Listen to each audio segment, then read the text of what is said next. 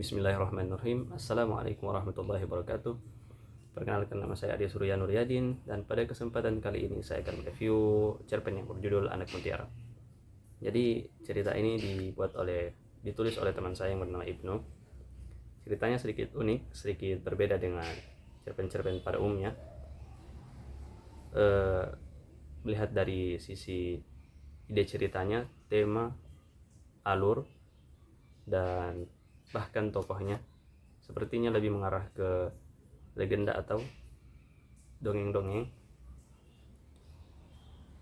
yang lumayan kompleks juga. Jadi pembaca yang baru membaca cerpen ini bisa menjadi seperti bingung pada awalnya, seperti saya pada saat membaca cerpen ini pada pertama kalinya. Kesannya pasti sedikit bingung. Namun dibalik itu juga saya mulai kagum dan salut dengan kemampuan teman saya Ibnu dalam memilih dan menentukan ide cerita tidak biasa, dan itu sangat patut diapresiasi. Jadi cerpen ini menceritakan tentang peperangan yang terjadi antara suku Palopo dan suku Dayak, yang ternyata merupakan kisah yang diceritakan oleh si kakek Budi yang merupakan kakek si Aruga. Dan setelah kakek berhenti bercerita, si Aruga pun memberitahukan impiannya untuk kuliah di Timur Tengah. Kemudian Aruga pun berhasil dan menjadi tour guide di Mekah.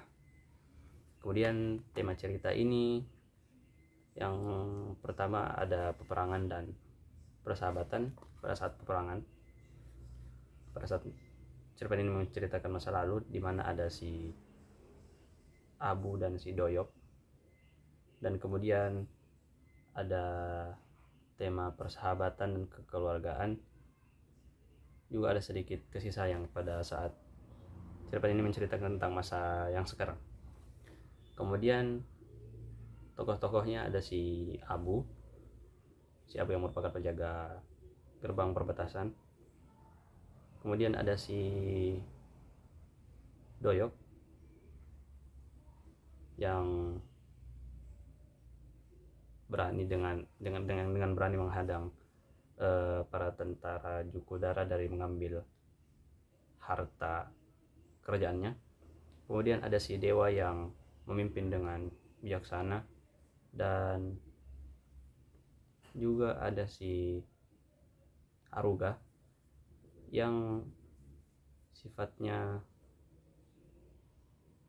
sangat bersahabat pada saat bertemu dengan Rey, dan Rey curhat dan segala macam, dan kemudian Aruga pun memberitahu sebuah nasihat untuk pergi ke Mekah dan menjadi tour guide sama-sama. Kemudian ada alurnya. Jadi alur cerita ini alurnya maju, jadi sejak diceritakan dari zaman dahulu, kemudian masa sekarang, kemudian latarnya yang awal-awal itu di gerbang perbatasan antara suku Palopo dan suku Dayak. Kemudian di Gedung Walet di mana Abu dan Doyok bertemu dengan sang dewa. Kemudian kembali lagi ke jalan di mana Abu dan Doyok dihadang oleh tentara Jukudara, dan kembali ke Gedung Walet dan juga bukit saat sang dewa mengetahui bahwa si Doyok sedang dikepung oleh tentara Jukudara. Dan sudut pandang cerpen ini menggunakan sudut pandang orang ketiga. Yang terakhir, amanat. Jadi amanat yang bisa dipetik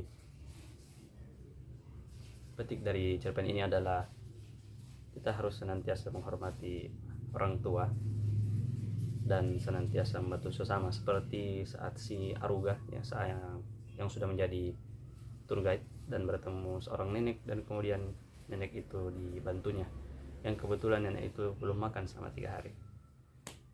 Ya, jadi mungkin itu yang bisa saya sampaikan pada review cerpen pada kali ini. Kurang dan lebihnya mohon dimaafkan. Dan Allahu a'lam ajmain. Wassalamualaikum warahmatullahi wabarakatuh.